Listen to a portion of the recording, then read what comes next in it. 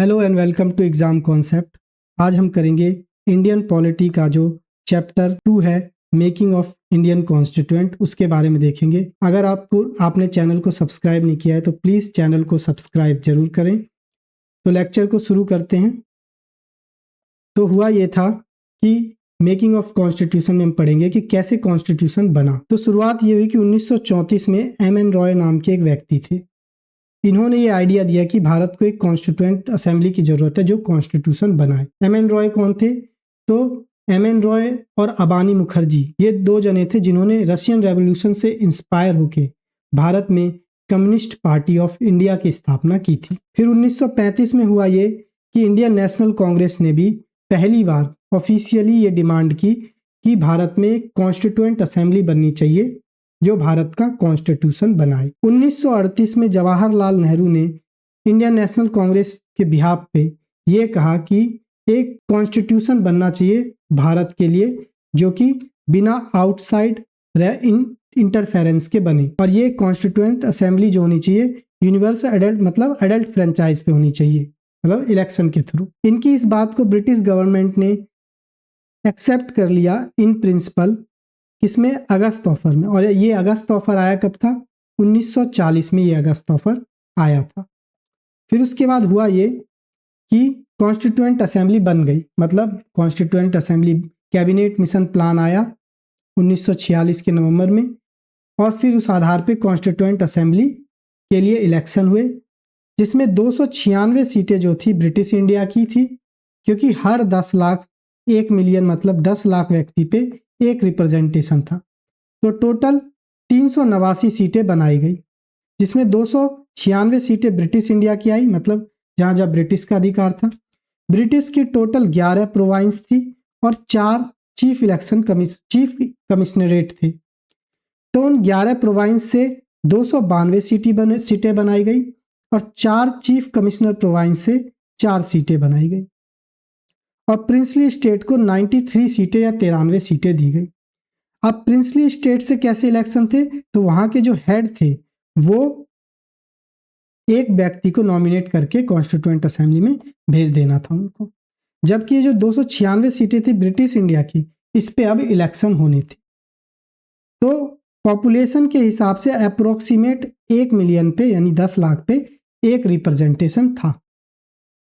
इसके बाद हम देखेंगे कि ये जो सीटें अलॉट हुई थी ब्रिटिश प्रोविंस की, जिसमें कितनी सीटें थी? 296 सीटें थी। तो ये 296 सीटें थी, ये अलॉट हुई थी, ये 3 कम्युनिटी में बांटी गई थी।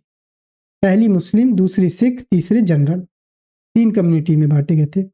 और हर कम्युनिटी का जो रिप्रेजेंटेटिव था वो उसी के मेंबर द्वारा इलेक्ट होता था, मतलब मुस्लिम है उस इलाके में तो मुस्लिम ही वोट दे सकते हैं उसको इलेक्ट करने के लिए। और इलेक्शन का मेथड कौन सा था? तो proportional representation by means of single transferable vote, जो कि भारत के राष्ट्रपति को इलेक्ट करने के लिए आज यूज होता है। इसके बाद जो रिप्रेजेंटेटिव्स थे प्रिंसली हेड के, वो उस प्रिंसली हेड मतलब प्रिंसली स्टेट के, वो उस स्टेट के हेड द्वारा नॉमिनेट किए जाते थे। तो हम ये कह सकते हैं जो कॉन्स्टिट्यूएंट असेंबली थी वो पार्शियली तो इलेक्टेड थी, क्योंकि जो ब्रिटिश इंडिया में के जो 296 सीटें थी उस पर तो इलेक्शन हुए थे, और पार्शियली नॉमिनेटेड थी क्योंकि प्रिंसली स्टेट से क्या हुआ था? नॉमिनेशन हुआ था, नॉमिनेट करके उन्हें भेजा गया था। इसके बाद कॉन्स्टिट्यूएंट असेंबली के जो 296 सीटें थी ब्रिटिश इंडिया के, उस पर इलेक्शन कराए गए जुलाई अगस्त 1946 में, और इस इलेक्शन का रिजल्ट ये रहा कि 296 सीट में 208 सीटें इंडियन नेशनल कांग्रेस ने जीती, 73 सीट जो जीती मुस्लिम लीग ने जीती, और बाकी की 15 सीटें इंडिपेंडेंट और छोटे छोटे ग्रुप थे उस टाइम उन्होंने जीती। जो 93 सीटें अलॉट की गई थी प्रिंसली स्टेट को, वो कभी भर नहीं सकी। क्यों? क्योंकि प्रिंसली स्टेट दूर हो गए कॉन्स्टिट्यूएंट असेंबली बनाने के आइडिया से। क्यों? क्योंकि उनको लगता था अगर कॉन्स्टिट्यूएंट असेंबली बनेगी भारत के इलेक्शन के लिए तो कल को वो भारत के कॉन्स्टिट्यूशन बनाने के लिए, तो कल को भारत भी की आज़ादी की मांग तो ये कर ही रहे, आज़ाद हो जाएंगे तो हम कहाँ जाएंगे। इसलिए कॉन्स्टिट्यूएंट असेंबली वैसे तो ना तो डायरेक्टली इलेक्टेड थी, लेकिन फिर भी जो सभी रिप्रेजेंटेटिव थे हर सेक्शन के वो थे, उसमें हिंदू भी थे, मुस्लिम भी थे, सिख भी थे, पारसी भी थे, एंग्लो इंडियंस भी थे, इंडियन क्रिश्चियंस भी थे, SC ST भी थे और वुमन भी थी उसमें। तो कॉन्स्टिट्यूएंट असेंबली में उस टाइम के जितने भी इंपॉर्टेंट पर्सनैलिटी थे सब ने इलेक्शन लड़ा और जीते, तो वो कॉन्स्टिट्यूएंट असेंबली में थे, एक्सेप्ट वन, महात्मा गांधी। महात्मा गांधी ने कोई इलेक्शन नहीं लड़ा, इसलिए महात्मा गांधी कॉन्स्टिट्यूएंट असेंबली का हिस्सा नहीं थे। इसके बाद फंक्शंस देख लेते हैं कि वर्किंग क्या थी कॉन्स्टिट्यूएंट असेंबली की। अब कॉन्स्टिट्यूएंट असेंबली नवंबर में बनके तैयार हो गई और 9 दिसंबर 1946 को कॉन्स्टिट्यूएंट असेंबली की पहली मीटिंग हुई। अब पहली मीटिंग होते ही मुस्लिम लीग ने यहाँ से बाइकआउट करना शुरू कर दिया कॉन्स्टिट्यूएंट असेंबली का। क्यों? क्योंकि अब मुस्लिम लीग की डिमांड थी एक नए देश की, पाकिस्तान की। इसलिए कॉन्स्टिट्यूएंट असेंबली की पहली मीटिंग जो 9 दिसंबर 1946 को हुई थी, उसमें सिर्फ 207 मेंबर्स ने उसे अटेंड किया था। डॉक्टर सच्चिदानंद सिन्हा जो थे ये ओल्डेस्ट मेंबर थे, इसलिए इन्हें टेम्परेरी प्रेसिडेंट बना दिया गया या चेयरमैन बना दिया गया जब तक कि कोई नया प्रेसिडेंट नहीं बन जाता। किस आधार पे? तो फ्रेंच प्रैक्टिस के आधार पे। 2 दिन बाद 11 दिसंबर 1946 को डॉक्टर राजेंद्र प्रसाद को प्रेसिडेंट या चेयरमैन चुन लिया गया कॉन्स्टिट्यूएंट असेंबली का और 25 जनवरी 1947 को HC मुखर्जी को वाइस प्रेसिडेंट चुन लिया गया असेंबली का। क्योंकि एक वाइस प्रेसिडेंट अब्सेंट ना हो जाए, दूसरा भी उन्हें एक और उनको जरूरत थी, तो इसलिए दूसरे वाइस प्रेसिडेंट का इलेक्शन हुआ 16 जुलाई 1947 को और VT कृष्णमाचारी को सेकेंड वाइस प्रेसिडेंट चुन लिया गया असेंबली का। इसके बाद 13 दिसंबर 1946 को जवाहरलाल नेहरू ने ऑब्जेक्टिव रेजोल्यूशन मूव किया कि उनके क्या क्या ऑब्जेक्टिव हैं, ये असेंबली में मूव किया। और ये ऑब्जेक्टिव रेजोल्यूशन क्या था? तो इसमें कॉन्स्टिट्यूएंट असेंबली ने ये डिक्लेयर कर दिया कि वो इंडिया का एक इंडिपेंडेंट सोवरन रिपब्लिक इंडिया का कॉन्स्टिट्यूशन बनाने जा रहे हैं जो उसको गवर्न करेगा।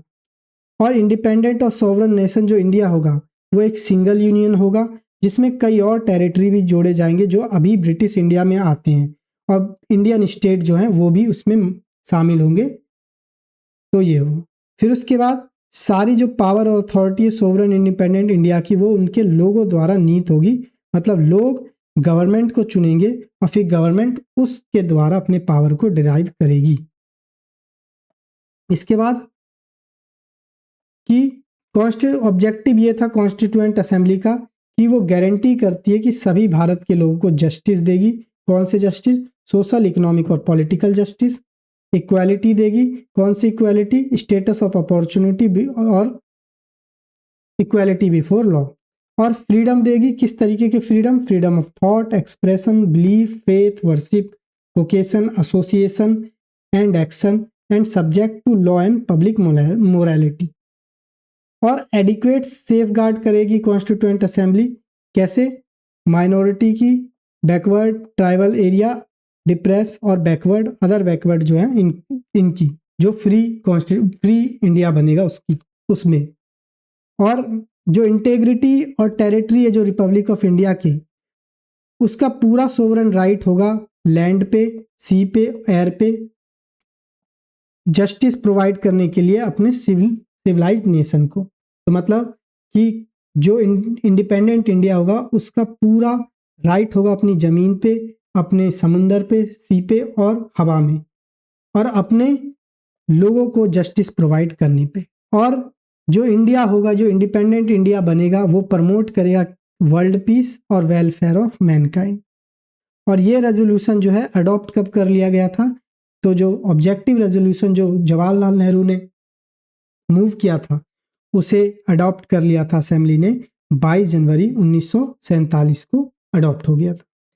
इसके बाद चेंज किया गया इंडिपेंडेंट एक्ट के द्वारा। तो क्या क्या चेंज किया गया इंडिपेंडेंट एक्ट के द्वारा?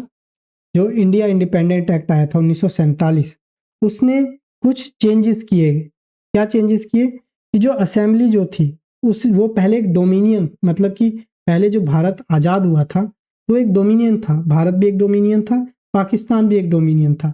लेकिन इंडिया इंडिपेंडेंस एक्ट जो आया, इसने क्या किया? इसने उस जो कॉन्स्टिट्यूएंट असेंबली थी जो कि पहले सोवरन नहीं थी, क्योंकि भारत एक डोमिनियन था, तो अभी भी भारत के गवर्नर जनरल थे और जिसको अपॉइंट किया था ब्रिटिश गवर्नर ने। मतलब कि ब्रिटिश गवर्नर या ब्रिटिश क्राउन जो थे उनके द्वारा ही अपॉइंट किया गया था। तो कॉन्स्टिट्यूएंट असेंबली अभी तक सोवरन बॉडी नहीं थी, जब तक कि इंडिया इंडिपेंडेंस एक्ट नहीं आया था, जब तक कॉन्स्टिट्यूएंट असेंबली सोवरन बॉडी नहीं थी, क्योंकि उसे बनाया था ब्रिटिश क्राउन ने, इसलिए। लेकिन इंडिया इंडिपेंडेंस एक्ट आया 1947 का, उसने क्या किया, ये जो कॉन्स्टिट्यूएंट असेंबली जो अभी तक सोवरन बॉडी नहीं थी उसे फुल्ली सोवरन बॉडी बना दिया। उसके पास ये पावर दे दी कि वो किसी भी तरह का कॉन्स्टिट्यूशन बना सकती है, और जो ब्रिटिश पार्लियामेंट द्वारा जो अभी तक लॉ बनाए गए थे भारत को लेके, उसको खत्म कर सकती है या उसमें बदलाव कर सकती है। कॉन्स्टिट्यूएंट असेंबली के पास ये जो थी, ये एक लेजिस्लेटिव बॉडी बन गई थी, मतलब ये कानून बनाने की पावर थी, कोई भी कानून बना सकती थी। और कॉन्स्टिट्यूएंट असेंबली के दो काम थे, एक तो ये ऑर्डिनरी लॉ बनाती थी देश के लिए, उस समय तक के लिए गवर्न करने के लिए, प्लस एक तरफ ये कॉन्स्टिट्यूशन बना रही थी भारत का। कॉन्स्टिट्यूएंट असेंबली जो थी, जब वो कॉन्स्टिट्यूएंट बॉडी के रूप में काम करती थी, मतलब जब कॉन्स्टिट्यूशन बनाती थी, तब उसके प्रेसिडेंट होते थे डॉक्टर राजेंद्र प्रसाद। और जब वो एक लेजिस्लेटिव बॉडी की तरह काम करती थी, डे टू डे कानून बनाने वाली बॉडी जैसे आज पार्लियामेंट है, तो उसके अध्यक्ष कह सकते हैं हम या स्पीकर कह सकते हैं हम, वो थे जीवी मावलांकर। तो जीवी मावलांकर जो थे अध्यक्ष थे कॉन्स्टिट्यूएंट असेंबली के, कब, जब वो एक लेजिस्लेटिव बॉडी की तरह काम करती थी। और ये दोनों फंक्शन कब तक किए कॉन्स्टिट्यूएंट असेंबली ने, 26 नवंबर 1949 तक ये दोनों काम किए कॉन्स्टिट्यूएंट असेंबली ने। क्यों? क्योंकि 26 नवंबर 1949 को कॉन्स्टिट्यूशन को अडॉप्ट कर लिया गया था।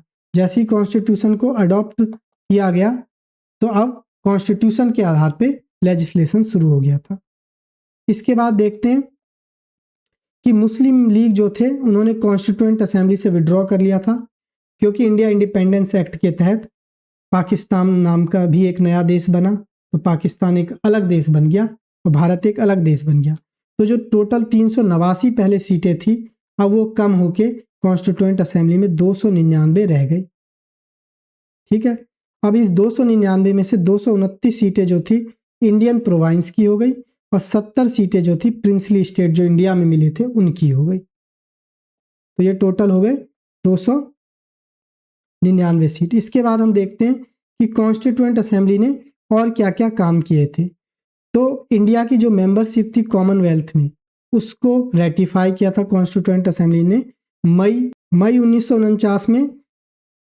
जो इंडिया की मेंबरशिप थी वो कॉमनवेल्थ में, उसे रेटिफाई किया था। और इंडिया के लिए, अब इंडिया आज़ाद होने वाला था 15 अगस्त 1947 को, तो उसको एक झंडा भी चाहिए था। तो नेशनल फ्लैग को अडॉप्ट किया था कॉन्स्टिट्यूएंट असेंबली ने 22 जुलाई 1947 को। इसके बाद नेशनल एंथम जो है, राष्ट्रीय गान जनगण मन, वो अडॉप्ट किया था 22 जनवरी 1950 को। 22 जनवरी 1950 को क्यों? ताकि 26 जनवरी को ये बजाया जा सके नेशनल एंथम। और नेशनल सॉन्ग जो है, इसको 24 जनवरी 1950 को नेशनल सॉन्ग और नेशनल एंथम दोनों को अडॉप्ट किया गया था। और डॉक्टर राजेंद्र प्रसाद को भारत का पहला प्रेसिडेंट चुन लिया गया था 24 जनवरी 1950। क्यों? क्योंकि भारत गणतंत्र बनेगा 26 जनवरी को, तो एक राष्ट्रपति तो होना ही चाहिए ना, इसलिए। कॉन्स्टिट्यूएंट असेंबली के टोटल 11 सेशन हुए थे, जो चले थे 2 साल 11 महीने 18 दिन। तो हम ये कह सकते हैं कॉन्स्टिट्यूशन को बनाने में कितना टाइम लगा, 2 साल 11 महीने 18 दिन। इसके बाद 24 जनवरी 1950 को कॉन्स्टिट्यूएंट असेंबली का आखिरी या फाइनल सेशन था। इसके बाद कॉन्स्टिट्यूएंट असेंबली ने जो थी वो एक प्रोविजनल पार्लियामेंट की तरह काम करने लग गई।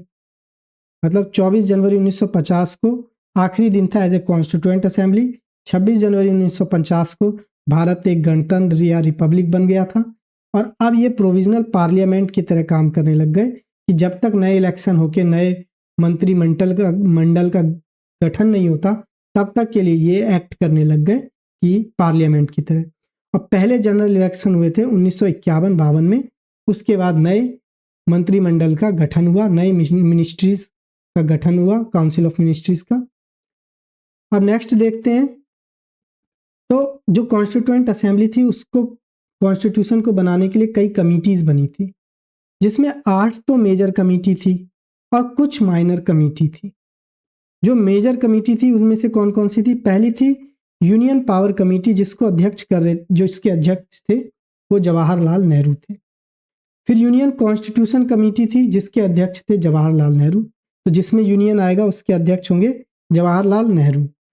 और एक स्टेट्स कमेटी थी जिसके अध्यक्ष भी थे जवाहरलाल नेहरू, जो आगे देखेंगे। प्रोविंशियल कॉन्स्टिट्यूशन कमेटी के अध्यक्ष थे सरदार वल्लभ भाई पटेल। और जो ड्राफ्टिंग कमेटी थे उसके अध्यक्ष या हेड कौन थे? Doctor B R. अम्बेडकर।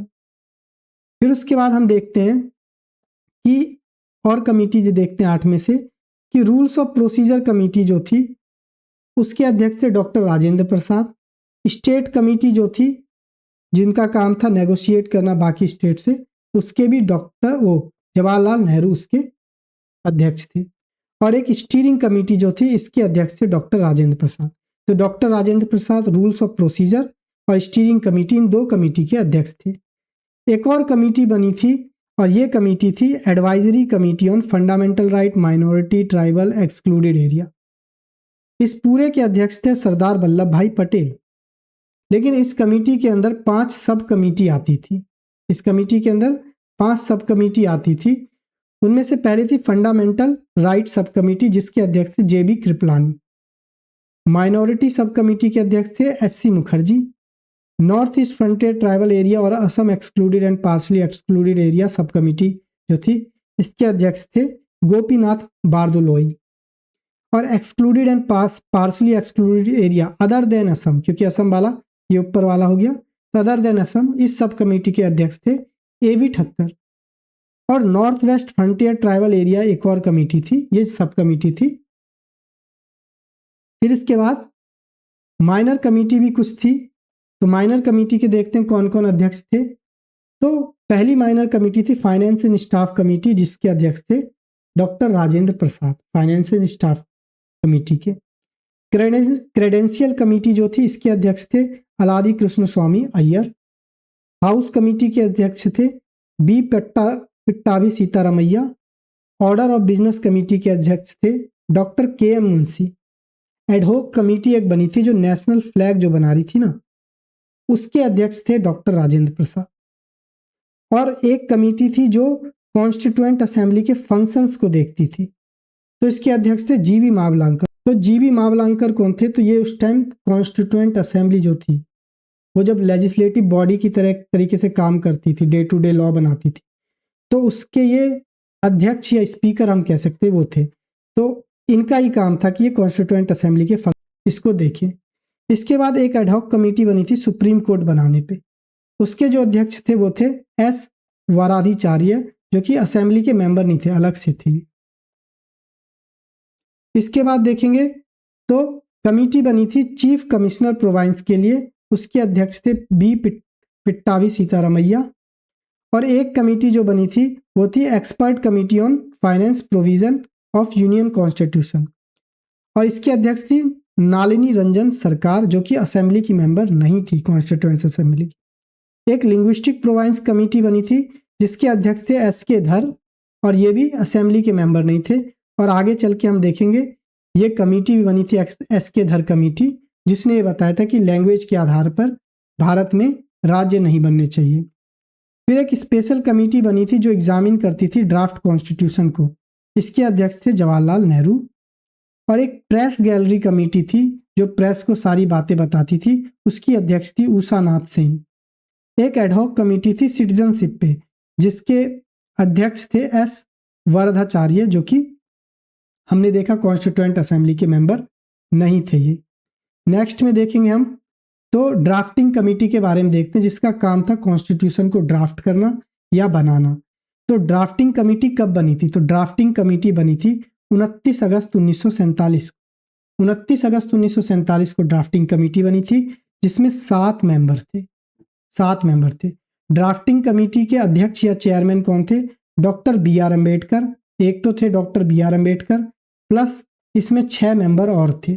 वो 6 मेंबर कौन थे? तो एक थे एन गोपाला स्वामी अय्यनगर, एक और थे अलादी कृष्ण स्वामी अय्यर, फिर थे डॉक्टर के.एम. मुंशी, फिर थे सैयद मोहम्मद सदालुल्लाह, और फिर थे एन माधव राव, इसको रिप्लेस किया था इनको BL मित्तर ने, क्योंकि इनकी हेल्थ जो थी वो खराब थी। फिर बाकी के 2 मेंबर कौन थे? तो एक थे TT, बाकी के अगले एक मेंबर जो बच्चे वो थे TT कृष्णमाचारी, और ये आए थे DP खेतान के उसमें, क्योंकि DP खेतान की मृत्यु हो गई थी 1948, तो इसकी जगह पे TT कृष्णमाचारी आए थे। जो ड्राफ्टिंग कमेटी थी उन्होंने कॉन्स्टिट्यूशन का ड्राफ्ट 6 महीने में तैयार कर दिया था। एग्जैक्ट बोले तो 6 महीने से कम में, मतलब एग्जैक्ट 141 दिन में उन्होंने ड्राफ्ट कॉन्स्टिट्यूशन का तैयार किया था। और जो फाइनल ड्राफ्ट था उसे डॉक्टर BR अम्बेडकर ने इंट्रोड्यूस किया था कॉन्स्टिट्यूएंट असेंबली में 4 नवंबर 1948 को। तो पहली रीडिंग भी कह सकते हैं कि पहली रीडिंग जो हुई थी कॉन्स्टिट्यूशन की, या पहला जो फाइनल ड्राफ्ट प्रेजेंट किया गया था वो 4 नवंबर 1948 को किया गया था। सेकेंड रीडिंग दोबारा से हुई, ये शुरुआत हुई सेकेंड रीडिंग की नवंबर 15, 1948 से, और ये सेकेंड रीडिंग चली 17 अक्टूबर 1949 तक। और इस बार क्लॉज बाय क्लॉज रीडिंग हुई थी, हर एक क्लॉज को देखा गया था, उस पर विचार विमर्श हुआ, डिस्कशन हुआ। तब तीसरी रीडिंग जो थर्ड रीडिंग हुई थी वो 14 नवंबर 1949 को शुरू हुई थी, और जो मोशन था ड्राफ्ट कॉन्स्टिट्यूशन पे वो डिक्लेयर हो गया, और ये कॉन्स्टिट्यूशन पास कर दिया गया। कब? 26 नवंबर 1949 को ये कॉन्स्टिट्यूशन पास कर दिया गया, और यानी अडॉप्ट कर लिया गया। टोटल जो स्ट्रेंथ थी कॉन्स्टिट्यूएंट असेंबली की 299 थी, लेकिन जिस दिन ये कॉन्स्टिट्यूशन पास हुआ उस दिन जो टोटल लोग थे वहाँ पे जिन्होंने साइन किया इस कॉन्स्टिट्यूशन को वो थे 284 लोग। इन्होंने ही कॉन्स्टिट्यूशन को साइन किया, और 26 नवंबर 1949 को कॉन्स्टिट्यूशन को अडॉप्ट कर लिया गया। इस कॉन्स्टिट्यूशन में एक प्रियम्बल था, 395 आर्टिकल थे और 8 शेड्यूल थे। जो प्रियम्बल वाला पार्ट है, प्रियम्बल जो है ये पूरे कॉन्स्टिट्यूशन के बनने के बाद कॉन्स्टिट्यूशन में जोड़ा गया था। इसके बाद नेक्स्ट देखते हैं कि कुछ प्रोविजन जो थे जो बहुत इंपॉर्टेंट थे, जैसे कि सिटीजनशिप से रिलेटेड लॉ, कानून, इलेक्शन से रिलेटेड, प्रोविंशियल पार्लियामेंट से रिलेटेड। तो ये सारी चीज़ें जो है 26 नवंबर 1949 को ही लागू कर दी गई थी जब कॉन्स्टिट्यूशन को अडॉप्ट किया गया था। लेकिन कॉन्स्टिट्यूशन फोर्स में कब आया, लागू कब हुआ? तो कॉन्स्टिट्यूशन लागू हुआ था 26 जनवरी 1950 को, और तब मेजर पार्ट्स जो हैं ये प्रोविजन जो है ये लागू हो गए थे, फोर्स में आ गए थे। 26 जनवरी को इसलिए डेट चुना गया था कि हुआ ये था कि लाहौर सेशन हुआ था दिसंबर 1929 में, और इस सेशन में ये डिसाइड किया गया था कि भारत को हम एक स्वतंत्र राज्य, स्वतंत्र देश घोषित करते हैं। और इन्होंने 26 जनवरी 1930 को पूर्ण स्वराज दिवस मनाने की घोषणा की थी, जो कि इन्होंने मनाया भी था। लाहौर सेशन में ये कहा गया था कि 26 जनवरी 1930 को हम पूर्ण स्वराज दिवस मनाएंगे, चाहे कुछ भी हो जाए। बट भारत उस टाइम आज़ाद नहीं हुआ था। ये चाहते थे कि 26 जनवरी के ही दिन आज़ादी मिले, लेकिन आज़ादी मिल गई 15 अगस्त 1947 को।